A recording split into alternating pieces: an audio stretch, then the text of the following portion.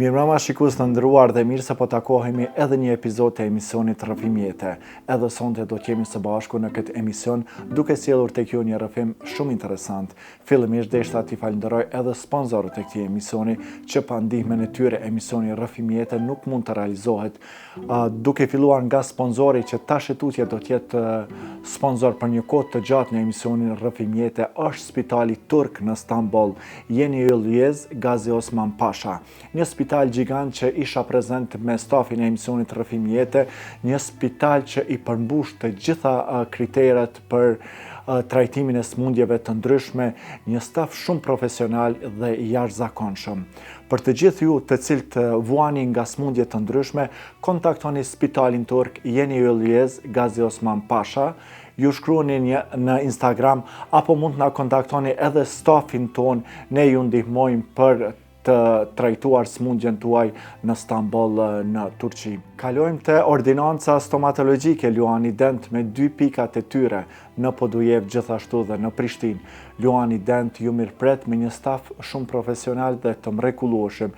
Jeni të mirëpritur për një buzëqeshje që shkëlqen te Luani Dent, ndërsa një falënderim tjetër shkon edhe për kompaninë Kan Dekor, e cila kompani është përkujdesur për rregullimin e skenës sonë. E sonte në këtë studio do të vijë një musafire shumë e veçantë, një musafire e cila nuk don prezantim shumë. Pothuajse çdo mbrëmje e shohim nëpër televizionet të ndryshme, duke dhënë mendime të ndryshme, profesionale nga ana e psikologjisë, duke mos ditur asgjë më shumë për jetën e saj. Sonte për herë të parë do të rrëfem për jetën e saj, për divorcin e saj, për vajzën e saj, gjithashtu do të flet edhe për rolin e psikologës nëpër shkolla. Andaj dëgjoni rrëfimin që e kemi realizuar në një natyrë, në një ambient shumë të mirë. Qëndroni me emisionin Rrëfim Jete dhe ndiqeni rrëfimin e psikologës Atifete Sylla.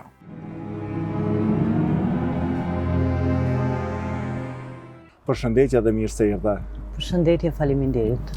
Shpresoj se po ndjehesh mirë në këtë ambient mjaft relaksues. Jashtëzakonisht mirë. Faleminderit shumë për kohën që ndave që t'jesh sot me ne dhe me shikuesit tanë, e sidomos të flasim edhe diçka për te asaj që shikuesit janë mësuar që të shohin për emisionet të ndryshme. Me kënaqësinë më të madhe, faleminderit shumë. Faleminderit shumë. Na flisni pak a shumë për fëmijërinë tënde, si ishte fëmijëria jote, ishte një fëmijëri e mirë apo e keqe, meqense gjithmonë thojnë për me pas një fëmijëri të mirë në të ardhmen do t'jesh i suksesshëm. Si ishte fëmijëria jote? Në përgjithësi, kjo është e saktë. E mirë do të specifikoja, e mirë mendoj do thotë kur ti ke mbështetjen emocionale nga prindrit dhe familja. Kjo mendoj e mirë, ne kom pas fatin me pas këtë mbështetje.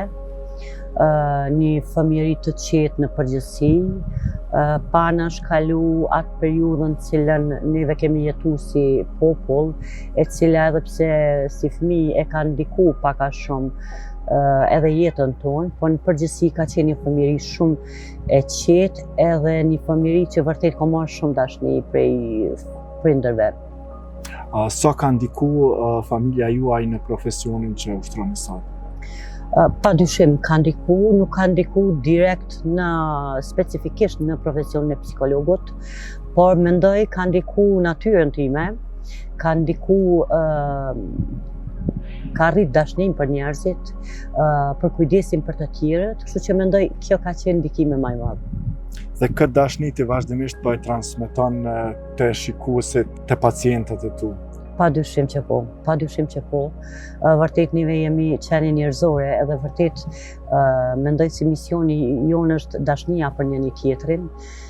Kështu që mendoj se është shumë e rëndësishme si për neve si e japim, po edhe për ata që e marrin. Atifete ne jemi mësuar çdo herë të shohim në emisionet të ndryshme, gjithmonë e buzëqeshur, çdo herë me mendime të shkëlqyeshme që njerëzit presin të shohin nëpërmes ekranit, po njëkohësisht edhe keni një numër shumë të madh të pacientave të cilët çdo herë kanë konsulta të vazhdueshme me ty. Mundesh më na fol pak a shumë për jetën tuaj personale, meqense shikuesit vetëm të shohin si psikologe klinike dhe asgjë më shumë. Na tregon nga kush përbëhet familja juaj? Unë jam nane një vajzës. Në fakt, nanë vetë ushqyse, kom rritë vajzën vetë. Kështu që familja e ngusht përbëhet nga unë dhe vajza, ndërsa kom raporte shumë të mira edhe me vllaun, motrat, mamin, babin. Kështu që edhe pse duket numër e vogël veç unë dhe vajza, jam jashtëzakonisht e lidhne edhe kom vazhdu lidhjet e njëjta edhe me prindrit dhe motrat edhe vllaun. Kështu që e ka plotsu, nuk është se më ka bo mendina i boshllëk, sado që kom kalu sfida dhe vështirësi ka gjatë mëdhaja. Do të thëtë me këtë se jeni e divorcuar. Po, patjetër. Atëherë si ishte divorci për juve, se përjetuat me qenë se jeni një psikologe klinike dhe se përjetuat këtë divorc, ishte një vendim i gatshëm apo jo? Paraprakisht, para se t'jem psikolog, jam njeri, gjithashtu jam nën. Vërtet është e dhëmshme, vërtet është shumë i rëndë. Më vjen shumë keq kur shpesh dëgjoj edhe gjykohen gratë e divorcume dhe duke mos e pas idenë të tjerë se si e kalojnë atë periudhë. Përgjësia, gjithçka tjetër vërtet ka qenë një sfidë në veti. Jo, nuk ka qenë ngutshme vendimi ngutshëm, përkundrazi, por në momentet kur tentimet edhe kur nuk ka ndonjë efekt pozitiv në përmirësimin e lidhjes, edhe ajo bëhet toksike, vërtet ajo ndikon edhe fëmijën, prandaj një ndër arsyet kryesore ka qenë edhe gjendja emocionale e vajzës, edhe zhvillimi i saj emocional. Mendoj si kom marrë vendimin më të mirin, po njëkohësisht unë mendoj si ajo çfarë unë kom pas fatin edhe çka e ka bërë shumë atë lehtë këtë sfidë me kalu ka qenë familja. Vërtet familja më ka mbështetur jashtëzakonisht shumë. Po sa ishte vështirë për të marrë një vendim të tillë, me qenë se e keni edhe vajzën edhe duke marrë parasysh se një divorc shkakton edhe trauma te fëmijët. Pa dyshim vendimi ka qenë shumë i vështirë, prandaj edhe ceka ma shumë vendimin e kom marrë edhe për shkak të gjendjes emocionale të vajzës, së zhvillimit të saj emocional, duke marrë parasysh se lidhja ose martesa vërtet ishte toksike dhe nuk sado që kishte tentativa të përmirësonim lidhjen, prap ajo nuk u përmirësua, kështu që vendosa me rrit vajzën vërtet në qetësi, që mos jetë pjesë e debateve dhe pjesë e zënkave patjetër kur çifti ka konflikte, jo gjithmonë është i vëmendshëm për prezencën e fëmisë. Po vajza çfarë moshe ishte? Vajza ka qenë 4 vjet. Vajza si e përjeton? Them drejtën, prandaj e them se ka paraprakisht ka qenë një ndër vendimet më të mira. Vërtet vajza e ka kaluar shumë mirë këtë periudhën. Ndoshta pse edhe lidhja shumë e fortë ka qenë me mua, edhe unë gjatë kohës kur vajza ka qenë e vogël kom të gjitha ato angazhimet e mia i kom lënë anash edhe i kom përkushtu vetëm vajzës. Prandaj në pjesën më të madhe të kohës ajo ka qenë prezente me mua dhe gjithashtu ka qenë edhe lidhne më shumë me mua për shkak edhe të punës së bashkëpunëtorit, i cili një pjesë të gjatë të kohës nuk ka qenë prezent. Prandaj mendoj si kjo nuk e ka ndiku keq, përkundrazi mendoj si është një ndër hapat më pozitiv për zhvillimin e saj. Po çfarë raportesh sot keni me ish bashkëshortin tuaj dhe vajza? Padyshim, unë gjithmonë raportet i kom pas shumë të mira, nuk kom pas atë ndamjen me zhurma, vajzën e kom leju me shku tek gjyshit e vajzës pa ndonjë problem. Kanë ardhur për vizitë, prandaj vërtet unë kom kalu shumë mirë me familjen e tij dhe i kom respektu, më kanë respektu pafundësisht shumë. Kush ka ardhur për vizitë, familja? Familja, ish vjera edhe ish vjeri. Po patjetër kanë vizitu shumë shpesh, sepse neve nuk kemi pas konflikte njëri me tjetrin. Do të thotë që një divorc shumë paqësor ka qenë vërtet. Unë prap kam komunikim shumë të mirë me ish bashkëshortin, kështu që nuk kam pas ndonjë drama ose konflikte me familjen e tij ose ish bashkëshortin, ka qenë vërtet një divorc i cili kjo e ka mundësu, si nga ana e tij, po edhe nga ana ime, mos me kalu ndoshta trauma më të mëdha, si zakonisht din me kalu divorcet.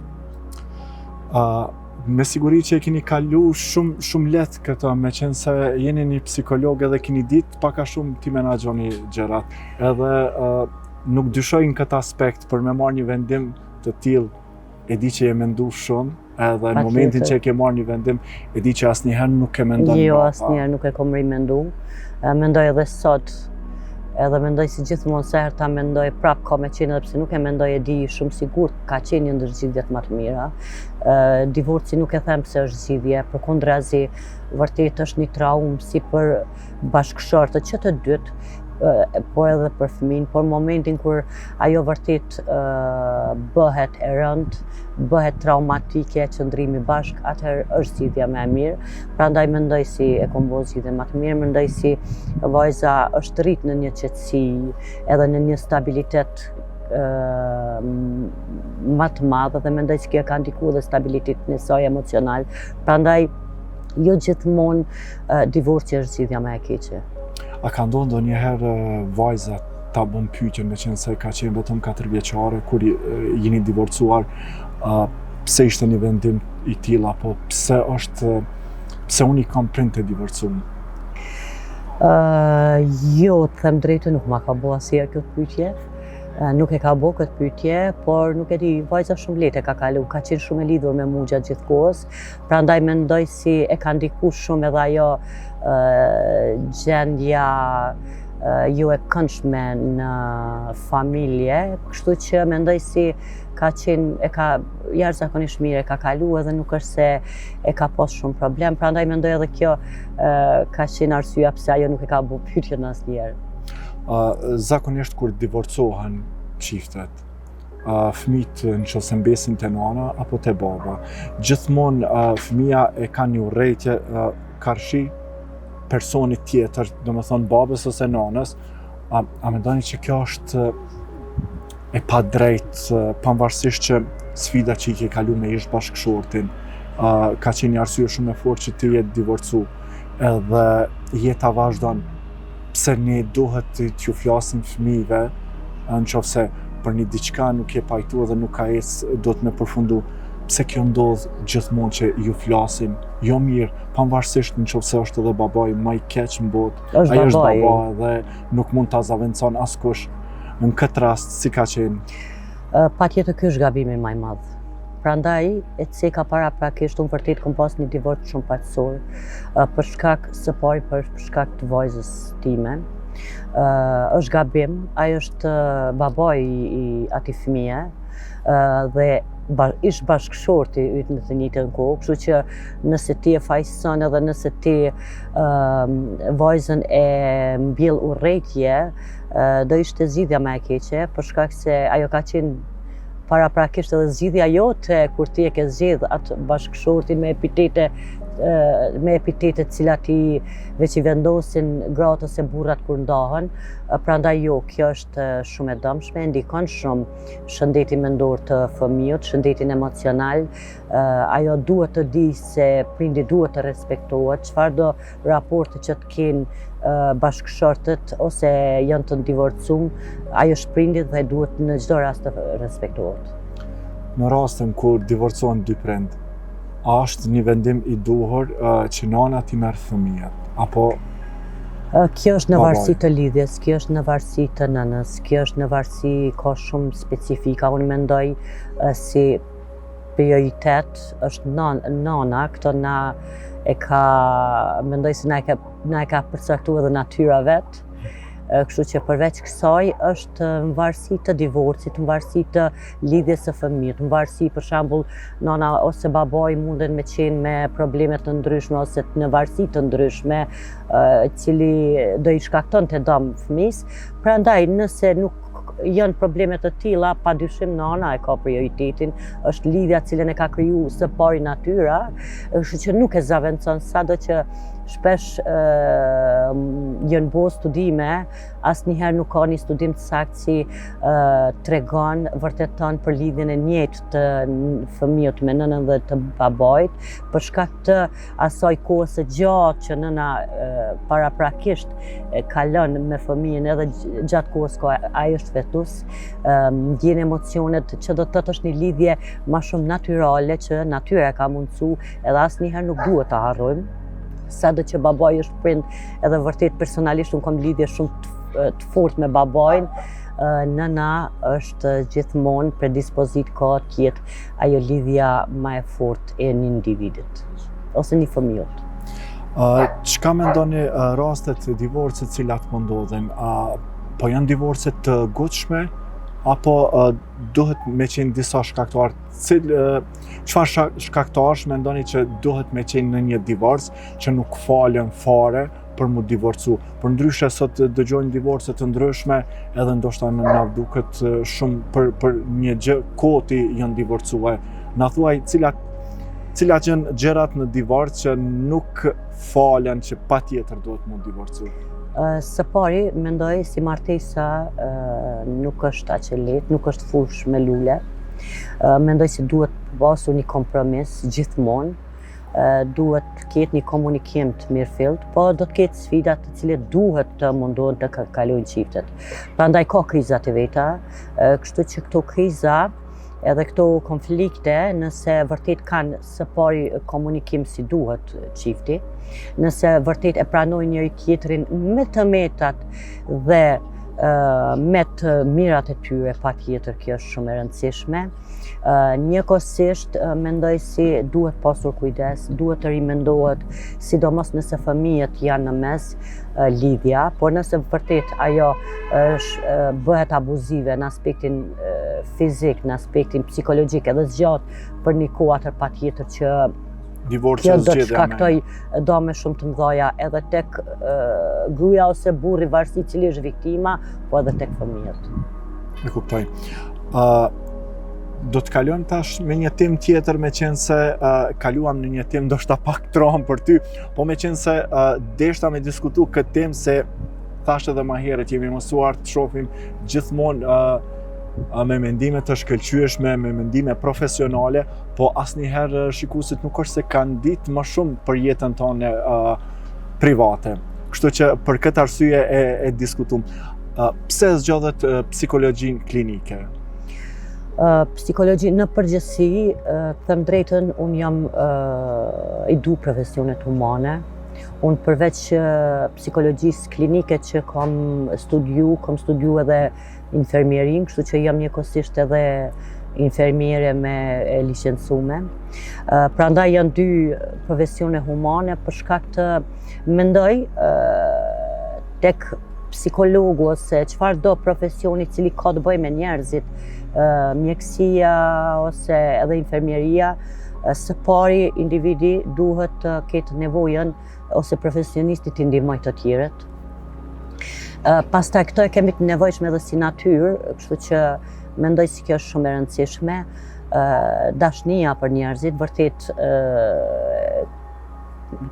ndjej dashni për njerëzit në përgjithësi. Ajo çfarë është dashni kur unë në çdo formë mundohem t'i arsyetoj, ndoshta edhe profesioni im është ai i cili sillet t'i arsyeton në bazë të përvojave të individit, kështu që unë mendoj si nuk ka njeri të keq, po në varësi të asaj çfarë ka kalu, në varësi të jetës, mënyrës se si është trajtuar, sa ka marrë dashni, sa s'ka marrë dashni, ajo e ka ndiku. Edhe nganjëherë këta kur cekin persona të këqij, unë i shoh si viktima të jetës të cilën ata kanë kalu. Na thuaj cilat kanë qenë vështirësitë gjatë shkollimit dhe gjatë praktikës që keni kryer në psikologjinë? A ka ndodhur ndonjëherë, e di që ka raste të ndryshme, a ka ndodhur ndonjëherë me ndonjë rast që dorëzohesh nga ky profesion? Me qenë se keni qenë duke u shkolluar, duke kryer praktikën? Jo, nuk ka pas në rast, nuk mbaj mend. Vërtet, e them shumë sinqerisht, është profesion që e du edhe e bëj me shumë dashni. Prandaj nuk më ka ndodhur ose ta mendoj, ta rimendoj, a është profesioni duhur, mendoj se është profesioni duhur, vërtet jo. Jo, çfarëdo sfide, sado që ka pas dhe vazhdon të ketë vërtet raste jashtëzakonisht shumë të rënda, nuk mendoj si duhet mu dorëzu, nuk mendoj si kom arrit në atë qendje që vërtet kom mendu me u dorëzu, përkundrazi ndoshta ato kanë qenë një shtys për me u mundu edhe me ndihmu tjetrin akoma ma shumë. Sa ka nevojë Kosova për psikolog klinik? Edhe a mendoni që ka mjaft? Së pari nuk ka mjaft, sidomos klinik, sepse kjo është degë më specifike. Tjetër, sa ka nevojë, ka jashtëzakonisht shumë nevojë Kosova, për shkak sepse neve shëndeti mendor është jashtëzakonisht kemi probleme të mëdha të shëndetit mendor si shoqëri, e kjo është si pasojë asaj çfarë shëndeti mendor gjithmonë dëmtohet atëherë në bazë të traumave ose ato çfarë neve kemi kalu. Kështu që neve vërtet në Kosovë kemi të gjithë faktorët e mundshëm që e ndikojnë shëndetin mendor edhe që e dëmtojnë shëndetin mendor. Duke filluar kam cek disa herë, duke filluar nga lufta, jemi shoqëri në tranzicion. Pas kësaj kemi pas pandeminë e cila e ka ndikuar jashtëzakonisht shëndetin ton të shoqërisë ton për shkak të asociimit me luftën. Tjetër, kemi teknologjia e ka bërë vetën edhe neve akoma na ka gjetë të papregaditur raport me të. Ndryshimi kulturave, ndikimi kulturave të tjera edhe konfliktet që kemi mes kulturës tonë edhe të ndikimet e tjera, por njëkohësisht kemi edhe konflikte shumë të mëdha të mendësisë ose mentalitetit të rinjve dhe moshës më të vjetër. Sa mendoni që në Kosovë njerëzit kanë nevojë për psikolog? Sa mendoni përqind të popullsisë ka nevojë, duke marrë parasysh që shumë njerëz kanë nevojë për trajtim edhe nëse ja thua këtë e marrin si ofendim, apo nëse e shohin edhe veten që kanë një ndryshim emocional, nuk ja pranojnë vetës që t'i thojnë vetës unë kam filluar më bë ma ndryshe apo kam nevojë për një psikologe klinike. Neve jemi vërtet stigmatizuar akoma individët të cilët vizitojnë psikologën. Kjo është si pasojë edhe mënyrës se si jemi rritë dhe kulturës tonë. Sa kemi nevojë, çdo individ ka nevojë për psikolog, sidomos duhet shumë e cek tek neve tani është nevoja më e madhe për psikolog, përveç faktorëve që e thash. Deri diku neve kemi qenë një kulturë edhe kemi pas tradit lidhjet e forta familjare, jo vetëm në kushta, po familja edhe me gjanë. Tani sikur kemi ndru këtë pozicionin e kemi fillu të marim ose të trashëgojmë kultura të tjera siç janë individualiste, kur neve nuk është se kemi shkëput lidhjet me familjarët edhe nuk I kemi si më parë, prandaj duke pas parasysh se socializimi nuk është si në kohët e mëparshme, edhe vizitat nuk janë si në kohët e mëparshme, neve secilën herë jemi më të izoluar, prandaj edhe nevoja është më e madhe për psikolog, kjo jo vetëm në Kosovë, po tek neve ndikon shumë pasi që neve kemi qenë kulturë shumë e lidhur me familje, kemi trashëguar këto vlera po cenohen, gjë e cila mendoj si është shumë gabim edhe prandaj edhe ky është një faktor që neve na ndikon shëndetin mendor, por në përgjithësi në të gjitha vendet cilat janë të zhvilluara, sado që janë të zhvilluara në aspektin e shëndetit mendor kanë probleme shumë madhore për shkak të izolimit dhe jo socializimit, I cili është shumë I rëndësishëm për qenien tonë si qenie sociale. Çka do të thuash, do të thënë me arritjen e teknologjisë ne jemi larguar nga familjarët dhe do bëjmë një jetë më të izoluar, edhe ndoshta kjo është si pasojë që me atë mbylljen që ne po nihem për një kohë të caktuar, okay, po pastaj mos socializimi me njerëz, pastaj ne po mbyllëm vetë dhe po fillojmë që të kemi edhe pasoja të ndryshme. Prandaj si ka nevojën për psikolog, sepse socializimi është thelbësor për zhvillimin e qenies tonë. sepse neve jemi në esencë janë sociale. Edhe prandaj momentin që neve dalim nga ato konditat për të cilat neve jemi të predispozitum me qenë, atër patjetër kemi me pas çrregullime dhe probleme. Prandaj po them, në vendet e zhvilluara, sado që edhe atë kanë arrit teknologjinë, kanë arritje jashtëzakonisht të mëdha, si pasojë e jo socializimit edhe izolimit, shkakton probleme shumë të mëdha, duke marrë parasysh qëndësinë tonë. Psikologe, na tregoni telefoni është shumë i domosdoshëm, po ne pishohem edhe gjenerata të reja dhe fëmija, domethënë në ciklin e olt shkollës janë të gjithë me celular. A do të përdoret telefoni te gjenerata të reja apo jo? Vërtet, patjetër është shumë e dëmshme, sidomos tek fëmijët, edhe pse gjatë gjithë kohës profesionistët ngejnë alarmin se është shumë i dëmshëm. Dua t'ju tregoj një rast konkret. Para disa ditësh isha në një vend duke dreku edhe për një moment shoh familjen, 2 fëmijët, nana, baba edhe fëmiu duke ngrënë drekën me telefon. Imagjinoje sa e dhimbshme është në vend që të shfrytëzohet ajo kohë për biseda edhe për një lidhje emocionale, sepse unë jam e bindur se ai prindi, po ta pyesja apo kalon kohë me fëmijë, do thonte po ja i kom qit drek. Ajo nuk është kohë e kaluar si duhet, nuk është kualitative, kur ti nuk komunikon me fëmijët, kur ti je fizikisht je afër, po emocionalisht je shumë larg edhe nuk mirësh. As pak për një kohë kam vëzhguar dhe më ka bërë shumë përshtypje në fakt se si ka mundësi familja e ngushtë në vend që të ndajnë histori, të komunikojnë njëri me tjetrin, të flasin për problemet ose për ato sfidat ose çfarë do të qoftë, secili ishte në telefon duke përfshi fëmin si unë mendoj, nuk e di, kishte apo si kishte 10 vjet, nuk jam e sigurt. Po atëherë në këto raste si me lanë fëmija telefonin kur është prindrit të ankohen në telefon edhe mendojnë. Po pastaj krejt këto janë pasoja që domethënë pi marrin për mrapa ne prindrit për shkak se fëmija po rriten me telefon, edhe nuk është se ne po mendojmë që fëmis po ja blejmë telefon edhe ja kemi bën një dhuratë të madhe.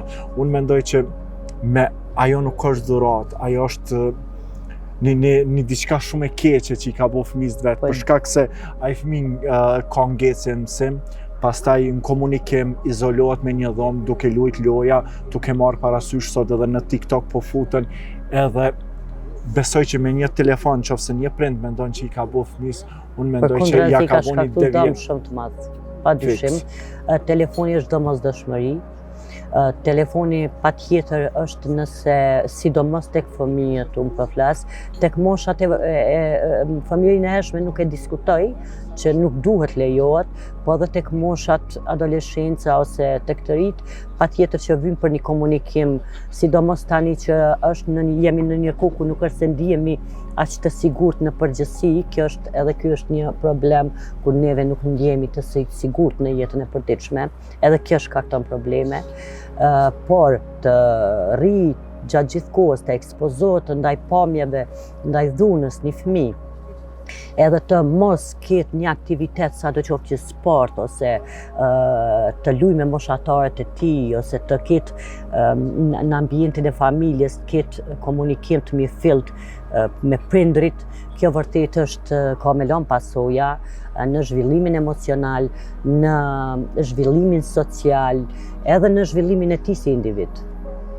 A mendoni që krejt këto pasoja që po vijnë, sidomos duke marrë parasysh unë jam prind vetë dhe gjithmonë jam prezent në mbledhje të ndryshme të fëmijëve në shkolla, unë e shoh që edhe mbledhjet kur mbahen, domethënë dikon 35 nxënës janë, dikon 5 prind janë vazhdimisht prezent në mbledhje, edhe pastaj kur te hup nxënësi vitin, unë e shoh që edhe prindi si prind nuk është se ka një farë përgjegjësie ndaj fëmijës vet. Thjesht mendon me sjellë një fëmijë një jetë sikurse me pi një kafe. edhe pastaj pasojat pi shohim ne çdo ditë sot çata tri që po rritën pa dashni, pa përkujdesje, pa edukat, edhe krejt këto vrasje, këto po vinë si pasojë e kësaj. Keq edukimet. Unë e kam potencu disa herë, këto e kam potencu edhe mendoj si prindrit nuk është se janë ndi mirë me ato çfarë potencon gjatë gjithë kohës, por secili institucion kur diçka ndodh ose kur kemi rritje të numrit të dhunës ose rritje të numrit të përdoruesve të substancave narkotike ose të vrasjeve ose të vetvrasjeve, ka diçka që nuk shkon. Do me thonë atakohet gjithë sistemi, por sistemi bazë, edhe ajo çfarë duhet ta marrë barrën mbi supe është familja. Mos interesimi në edukimin e fëmijës, mos interesimi në kultivimin e vlerave të fëmijut, si që tani po ndodh, vërtet prindrit mundohen përveç si me një edukim pasiv edhe fëmis ja servojnë të gjitha gati në aspektin gjithmonë po flas material, jo emocional.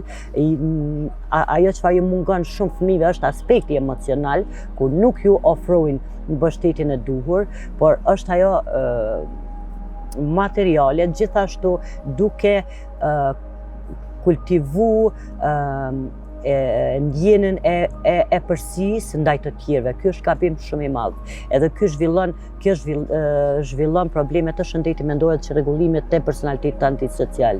Një prind nuk duhet të instaloj te fëmia si ajo është superior mbi tjerët. E kjo është ajo çfarë po bëjmë prind tonë sot. Kjo është ajo çfarë po trajtojnë fëmijën sikur ai edhe nuk ka fëmijë tjerë, edhe nuk ka bashkëmoshatar, gjithmonë ai duhet të ketë të drejtë, gjë e cila është shumë e gabueshme, edhe në të ardhmen ai fëmijë do jetë një individ i cili do ketë problem sepse në jetën e përditshme kur nuk janë prindrit, nuk ke gjithmonë të drejtë, nuk të tolerojnë ashtu, ose do kesh probleme madhore në aspektin e socializimit. Prandaj prindrit mendoj si po në përgjithësi gjithmonë po mendoj si po zbatojnë ose po marrin mënyrat më të dëmshme të edukimit tek fëmijët. Nuk instalojnë vlera, nuk ju shpjegojnë fëmijëve se çfarë duhet të jetë një individ, edhe respektin, sjelljen e mirë për tjetrin, dashurinë, ndihmën për tjetrin, por përkundrazi në një farë forme mendoj si po instalojnë atë nevojën për të garuar me tjetrin, për të ndjerë superior me tjetrin, për ta nënvlerësuar tjetrin. Këto janë shumë gabim sepse ndikojnë edhe problemi kryesor, viktima kryesore do jetë nesër ai fëmijë. Po shohim për shkolla që fëmia, siç e cek edhe ti më parë, janë domethënë e kanë një vetbesim të jashtëzakonshëm. Kjo ndodh që edhe prindrit japin atë vetbesim. Dhe ai edhe kur vjen në shkollë, ai mendon që çdo gjë ka drejt, pavarësisht edhe një diçka që bën keq, ai është me drejt çdo gjë që bën. Edhe kom pas rastin që fëmijën e edukon në atë formën, nëse dikush thotë një diçka të keqe, ktheja me të njëjtën monedhë. Unë besoj që psikologi nuk është një diçka e drejtë. Nëse dikush të ofendon, unë mendoj që duhet me ja kthy me të njëjtën monedhë asëse, po me një respekt për shkak që ai me pa gabimin që e ka bën ndaj teje, se nuk e meriton ndoshta çaj person. Apo e kam gabim? Padyshim, kjo është një ndër forma më të gabuara të edukimit të fëmijëve. Ajo është përkundrazi nuk është vlerë, siç e cika më herët. Fëmia duhet të mësoj edhe të edukohet se duhet të dojë të tjerët, duhet të sillet mirë me të tjerët, të ketë respekt për të tjerët, të ndihmojë të tjerët, ato siç e cika paraprakisht, dhe jo të ndihet si superior, dhe jo të ndihet sikur ai edhe askush tjetër, edhe sikur ai ka të drejtë gjithmonë. E cika paraprakisht se këto kanë shfaqen probleme shumë të mëdha në funksionimin e atij individi nesër në aspektin social, por në përgjithësi edhe në jetën e tij si profesionale, por edhe personale. Psikolog, a mendoni që në për shkolla po punohet mjaft me nxënësa atë sa dohet, sa ka nevojë shkollat, duke marrë parasysh tash vitet e fundit po kemi probleme shumë në shkolla, nxënësat vinë me armë të ftafta, me gjëra të ndryshme që shpesh herë edhe policia futet në për shkolla për t'i kontrolluar. Çka mendoni, a duhet shkolla me punu më shumë se sa duhet me nxënësa, duke marrë parasysh që e cek edhe më herët, edukata mas pari vjen nga familja dhe kur nuk vjen nga familja është shumë problem për pak orë shkolla me ndiku te një fëmijë, por sadopak sa mendoni që shkollat po bojnë në këtë drejtim? Thëm drejt, padyshim se secili institucion tek neve dështon në momentin kur neve kemi fenomene si rritjen e numrit dhunës, ato çfarë që ka rritjen e numrit të përdoruesve substancave narkotike, e gjitha këto, po ajo që ka dështu paraprakisht edhe këtë gjatë gjithë kohës duhet me potencu është familja. Edhe mendoj si kogja një barre madhe mbi supe ose një akuzë shumë e rëndë po i bëhet shkollës për shkak se nuk po jepet mundësi për edukimin cili duhet ta jap shkolla për shkak të prindërve. Për shkak të pasojave të veta. Të prindërve. Unë si nën më ka ra me qenë prezente në mbledhjen e prindërve të vajzës. Dhe ajo çfarë më ka bërë përshtypje dhe çfarë është e papranueshme për mua, prindrit që të gjithë, jo një numër i vogël, e gjithë dilema e tyre ka qenë kritika ndaj profesorit për notimin e nxënësve, gjë që ajo është kompetent për atë punë dhe për atë punë paguhet dhe jo prindi, por si nuk i rënë mend një prindi të pyes për sjelljet e fëmijës të vet, si nuk i rënë mend të kultivoj ose të shprehet me dashamirësi ndaj profesorëve, po përkundrazim duket ekziston një përçarje jashtëzakonisht e madhe edhe një superioritet i fëmijëve në raport me profesorin ose arsimtarin. Kjo është e gabueshme sepse atij nuk i jepet mundësia pastaj të veproj mbi ato konditat e vlerësimit, të edukimit dhe të reagoj si duhet, për shkak të kritikave dhe problemeve që mundet me as me prindërit. Kështu që unë mendoj prap edhe në këtë rast, vërtet prindrit bojnë presion shumë profesorëve dhe arsimtarëve, nuk është e drejtë të fëmijën ta vlerësoj profesori me notën të cilën e vlerëson, ndërsa prindi të diskutoj ose të ketë pakënaqësi për shkak të notimit ku ai është profesionist i fushës, që do të thotë te neve mendoj si edukimi është shumë sipërfaqësor. Tek neve më me rëndësi është fëmia ta merr një peshe sesa të bëjë një veprim të mirë ose të jetë i sjellshëm ose të jetë i edukuar. Ato duhet të shkojnë njëkohësisht në të njëjtën rrugë, për shkak se edhe nëse një fëmijë tani është i mirë me nota, gjë që nota nuk e përcakton gjithmonë fëmijën, ai nëse sjelljet e tij janë devijante, nëse sjelljet e tij nuk janë të duhura me rrethin, me familjen, me të tjerë, ai prap nuk do ketë sukses në të ardhmen, edhe pas atij suksesin në aspektin po flas për notat. Kështu që kjo është gabim, mendoj si prindrit vërtet edhe në këtë pjesë kanë fajin e vet duke bërë presion gjatë gjithë kohës personelit ose profesorëve për notimet ose për mënyrën e sjelljes, nëse secili neve e dim si profesori ose arsimtari ka format e veta edhe ato unë mendoj si mbështeten edhe në mënyrat e duhura të edukimit, ku një fëmijë duhet të kritikohet ose dalë jashtë apo çfarë do të qoftë. Gjatë gjithë kohës ndërhyn prindërit. Gjatë gjithë kohës ndërhyn prindërit për çfarë do lloj sjellje të mësuesit ose arsimtarit. Ai patjetër atëherë nuk ka me kohën i Zotit, me marrë vendimet e duhura, me eduku si duhet, me u installu vlerat, pasi që i ka kritikat edhe mund të sjellë probleme me prindërit për shkak të mos hapësirës së tij për të marrë me fëmijët.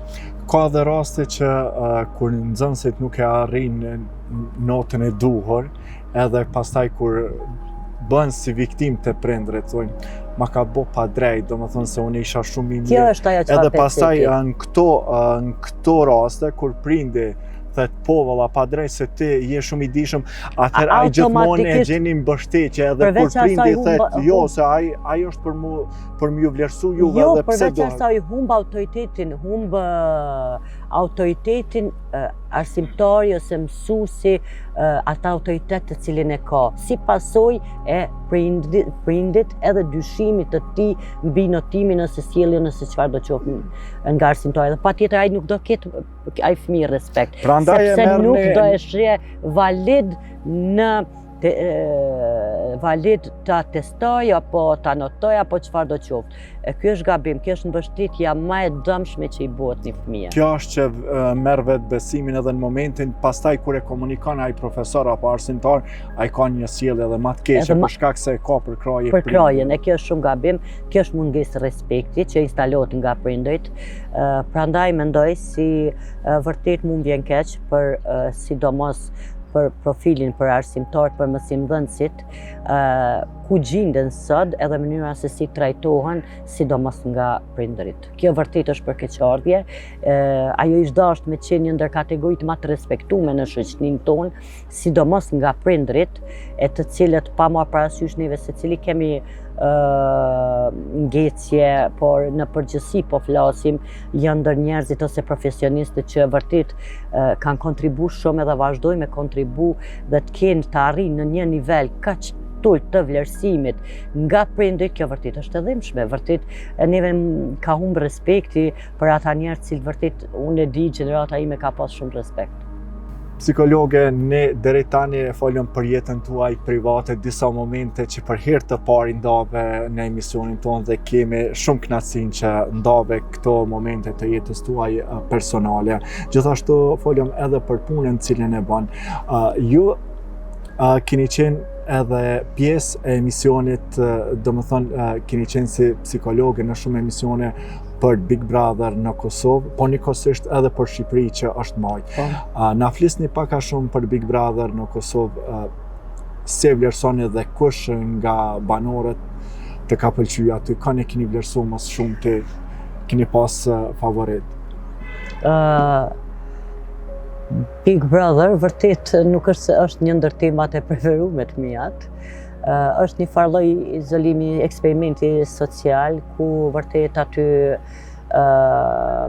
individi nuk është në gjendje më të mirë emocionale dhe nganjëherë është një tension psikologjik atyre banorëve.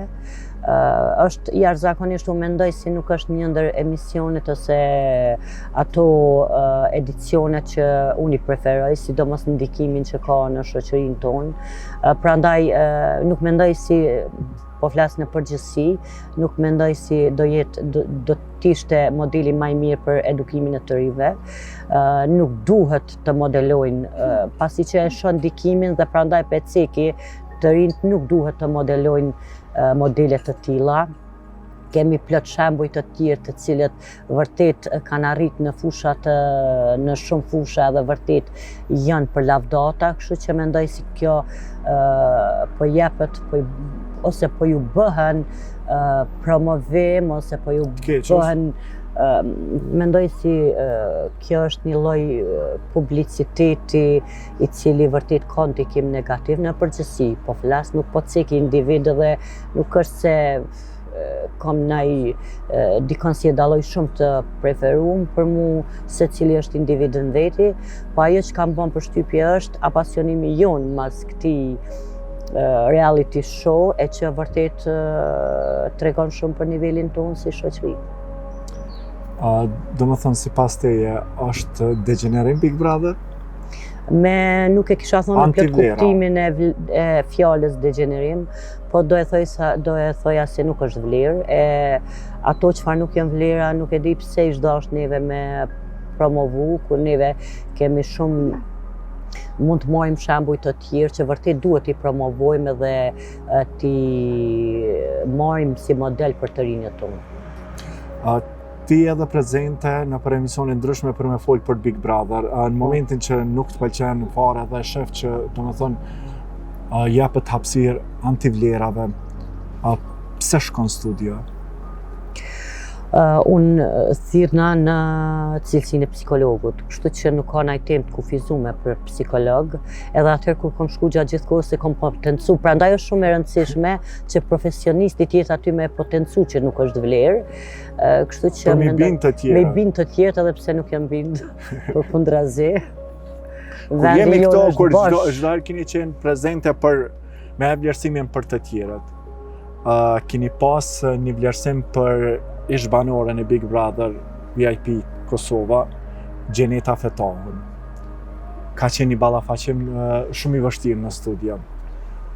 Jeni ndreq me Gjenetën ajo? Paraprakisht ato që dashta me thonë për mesazhin tim se nuk është vlerë, edhe pse nuk është vlerë, e thash në atë kohën e prime tek neve shumë pak ke mujt me taku njerëz rrugës që është apasionum, kështu që nuk është se më duket ka pas ndaj efekt. Nuk kam pas konflikte, përkundrazi unë nuk e njoh personalisht, nuk më ka afektu, unë vetëm flas në aspektin profesional edhe në bazë të secili individ kur është publik, ato çfarë mu m'jap me pa dhe çfarë është publike. Nuk jam prish ndonjëherë as jam ndreq ndonjëherë, kështu që nuk është se Keni taku pas atij ballafaqimi live me të? Jo. Po nëse takohesh? Nuk e di, normal si njerëz të tjerë, nuk e specifikoj. Për mua nuk është diçka e përshëndet? Nuk e di nëse, nuk kam ndonjë farë ide, me thonë drejtën në përgjithësi, mundona jam personi i cili vërtet mundohem me qenë e sjellshme dhe me pas mirësjellje me të gjithë. Kështu që mendoj pasi duke pas parasysh këto, jo si Gjenet, po si individ. Ndoshta e përshëndes, po jo në atë aspekt, nuk kam diçka me shtu, ajo është vetëm një vlerësim i jam në aspektin profesional dhe mendoj si ka qenë profesional, po nuk ka qenë diçka personale, nuk e njoh personalisht, asnjëherë nuk është tendenca me lëndu dikënd, kaq. Na tregoni, ballafaqimi jot me Gjenetën në studio ishte pak sa i ashpër. Si u ndjeve në ato momente? Pa dyshim nuk u ndiva mirë, ishte diçka pa pritne edhe diçka një pozitë cilën vërtet nuk isha dash mu ballafaqu, aq më shumë me ofendimet, jo që shumë më lëndojnë ofendimet kur vërtet unë e kom përshkruar në atë mënyrë, po mënyra, trajtimi vërtet degradues. Mendoj si aty, nuk e di, u bo diçka e madhe, pa qenë e madhe. Mendoj si ka qenë një mendim shumë profesional edhe i cili është bazu në ato çfarë ajo ka prezantu për neve si shikues, kështu që nuk ka qenë diçka konfidenciale, nuk e kam njoh personalisht, nuk kam pas ose nuk kam të bëj me personin e saj, edhe pak një pozitë jo e lakmueshme, po. Cila ishte përgjegjja pas reagimit të saj? Përgjegjja pas reagimit të saj, mungesa e edukatës, ja. Fiks ato çfarë ke thënë? Çfarë kam thënë, patjetër, ajo keq kuptu, sepse mungesa e edukatës zakonisht tregon një individ i cili në fëmijërinë, edhe këtu e kam thënë sa ndikim ka fëmijëria, sa mundet me pas me afektu nesër sjelljen e tjetrit. Por patjetër është keq përdorur edhe është keq interpretu, por në asnjë formë tendenca nuk ka qenë me lëndu dikant, as ato, përkundrazi ka qenë me shpjegu fenomenin edhe me shpjegu ndikimin e fëmijërisë dhe jetës të kalumes tonë në jetën tonë edhe sjelljet që na ndikojnë. Na falësh pak a shumë për Gjestën. Gjesti ishte një person edhe akoma është shumë i përfolur. Ishte në Big Brother të Kosovës, ku brenda 24 orëve u fut në Big Brother të Shqipërisë. Si vlerësoni fitoren e Gjestit? Edhe çfarë mendimi keni konkretisht për Gjestin? Për formatin që është, e ka të merituar, sepse aty mendoj si ka të bëjë ma shumë me personalitetin e individit, me durimin e individit, kështu që aty nuk ka të bëjë shumë gradat edhe shkollimi apo diçka tjetër, thjesht ka të bëjë ma shumë me durimin edhe lojat që mundet dikush me zhvillu.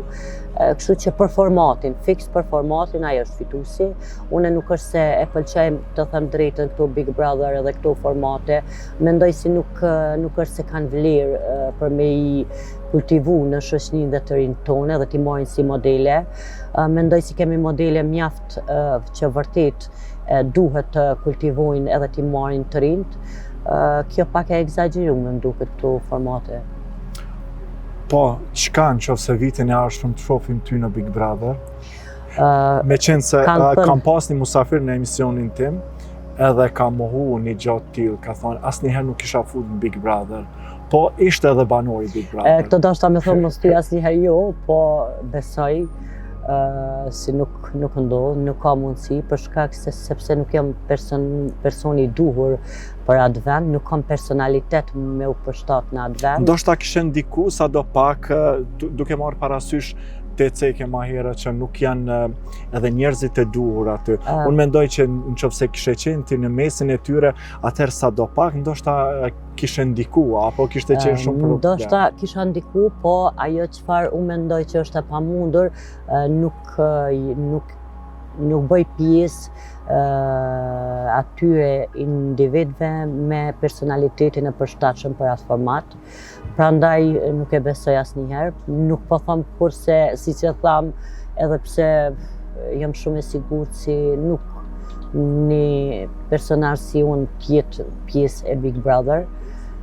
S'është ajo paraqitja ose nuk janë edicione të cilat vërtet unë mendoj si po shfaqin vlerë edhe që ajo vlerat e një individi promovohen aty. Po nëse vajza jote nesër kërkon mu fut në një format të tillë, e di që as nuk i shkon mendja, nuk e marr parasysh karakterin e saj, po çan nëse vajza jote kërkon për mu fut në Big Brother. Së pari ajo nuk i përcjell keq, edhe për të jam shumë e lumtur. Patjetër, ajo është të rritur, është 21 vjet, edhe unë kam ndiku jashtëzakonisht shumë në jetën e saj në atë moshën kur është dasht me mbjell, tash si mbjelli frytet, kështu që së pari mendoj. Ke ndiku ti më herët që e din sigurt që me kërku me shku në Big Brother, edhe për ndryshe nëse shkon Big Brother për mund të ishte befasia më e madhe si ka mundësi ajo, po patjetër thjesht nuk do i sugjeroja. Do i shpjegoja mirë që ai format vërtet nuk është i duhuri për me promovu veten, kështu që por nuk e mendoj, nuk do më vinte mirë, por nuk do mund me siguri ta ndaloja. Mirë, do kalon te ordinanca, tash kohën e fundit keni hapur edhe ordinancën tuaj, jeni mjaft e kërkuar, me qenë se keni pacient të shumt. Ne disa termine bojmë për emision, po dështojmë për shkak të pacientave të shumt. Derisa ne sot po xhirojmë emisionin, prapë është dashur me prit 1 orë e gjysmë për shkak të kërkesave të mëdha dhe rasteve shumë emergjente që vinë në klinikën tuaj. Na flisni pak a shumë si po ecë puna dhe sa je e kënaqshme qysh në start të ordinancës tuaj. Në përgjithësi mirë, vërtet unë jam e kënaqshme kur klienti ndihet mirë. Vërtet patjetër që neve jemi njerëz dhe neve punojmë për të me fitu edhe aspekti material nuk e spostoj, por bazike për mua është atëherë kur vërtet ka sukses, kur vërtet klienti ndihet mirë, dhe ai kthehet edhe rikthehet gjatë gjithë kohës deri të përfundojnë seancat. Patjetër që mirë, unë mendoj secili profesionist nëse vërtet e do punën që e bën, ai do jetë i suksesshëm. E di që ki raste të shumta. Na cekësh ndonjë rast që ka qenë një rast shumë i rëndë që ndoshta edhe ty të ka bërë mundje shumë keq emocionalisht. Vërtet ka raste, një ndër rastet nuk du vetëm në pika shumë të shkurta për shkak të etikës edhe konfidencialitetit. Ajo çfarë mu më ka bo shumë me unë keq, edhe çfarë vërtet e kujtoj shumë shpesh, edhe vërtet më ka mbet në memorje, është planifikimi një nëne të re për të kryer vetvrasje. Dej në, domethënë dej në hollësi. Edhe ndihma, ajo ka ardhur jo për shkak se te psikologu, po paraprakisht kom qenë ndoshta personazhi sa i pëlqym në televizion, edhe ka ardhur vetëm me më taku si person. Edhe vërtet tani është shumë mirë dhe më falenderon për jetën që ka edhe që e kalon me fëmijët e saj. Kjo është një ndër e ceka në pika tepër të shkurta, nuk du me specifiku diçka më shumë. Kjo është një ndër ato raste cilat më bën përveç gjendjes saj e cila vërtet ka qenë e rëndë dhe më ka lëndu shumë, pasi që edhe neve jemi njerëz, sado që jam psikologe, paraprakisht jam njeri dhe kam ndjesi dhe kam empati për klientat. Njëkohësisht, them drejtën, është një ndër rastet si mu më bën me undi jashtëzakonisht e plotësume. Nuk do kishte qëmim ta pagunte këtë përmbushjen që mu ma jep ky rast, kur unë mendoj si jam kontribuse ose një pjesë të meritës e marr për jetën që ajo gëzon sot me fëmijët. Gjithmonë është kënaqësi kur t'ju dalin në ndihmë njerëzve, sidomos punën cilën ti e bën, është një punë shumë e mirë, e sidomos kur e bën një punë me shumë vullnet dhe pasion. Ku e gjen gjithë këtë motiv, duke marrë parasysh në intervista të ndryshme, në ordinancën që sa është vështirë për tyje, aq shumë je angazhume edhe gjithmonë je me një energji shumë pozitive? Unë mendoj, së pari, ajo çfarë ka ndiku në përgjithësi karrierën edhe jetën time, është ajo çfarë kam marrë në fëmijëri. Dashnia e madhe edhe suporti emocional që kam marrë prej prindve, edhe kjo më ka bo me qenë energjike, po edhe si natyrë me qenë pozitive ka shi njerëzve, po njëkohësisht edhe dashnia është shumë e madhe për punën cilën e bëj, edhe ajo vërtet sado që të lodh, ajo është një farë lloj relaksimi emocional ose mendor, edhe pse lodhja fizike nuk është asgjë. Na thuaj, cilat janë terminet, me qenë se shikues të shumt janë që na shikojnë në emision Rrëfim Jete dhe kanë dëshirë që kanë konsulta të ndryshme me ju, çfarë kohe mundën ju kontaktu dhe cilat ditë jeni e pranishme në ordinancën tuaj private? Padyshim konsultat edhe seancat mbahen me terminet, caktuar termine paraprakisht, ku jam në dispozicion të telefonatave gjatë gjithë kohës. Ditën e diel, padyshim nuk punoj, përndryshe gjatë gjithë ditëve të javës. Atëherë për fond, cili kishte me qenë mesazhi ju ai për të gjithë shikuesit të cilët na ndoqën deri në këto momente në emisionin Rrëfim Jete? Ai mesazh çfarë mendoj si vërtet është i domosdoshëm edhe kemi shumë nevojë është kushtoni ma shumë rëndësi aspektit emocional, shpirtënor, sesa aspektit material. Sepse vërtet kemi një diskrepancë shumë të madhe, prandaj edhe kjo po sjell problemet shumë të mëdha të shëndetit mendor, të natyrës tonë, e cila ish dashur me qenë natyra njerëzore, ajo që përkrahën një tjetrin, që mbron një tjetrin, që jep dashninë një tjetrit, e jo e kundërta. Kështu që mendoj përmbushja emocionale është edhe kujdesi për në aspektin emocional, është shumë e rëndësishme, të cilën mendoj se kemi lënë shumë anash. Psikologe, kënaqësi që të kishim në emision Rrëfim Jete, faleminderit shumë nga zemra që ndave disa biseda personale dhe profesionale. Faleminderit, kënaqësia ime. Suksese dhe gjitha të mira. Gjithashtu faleminderit shumë.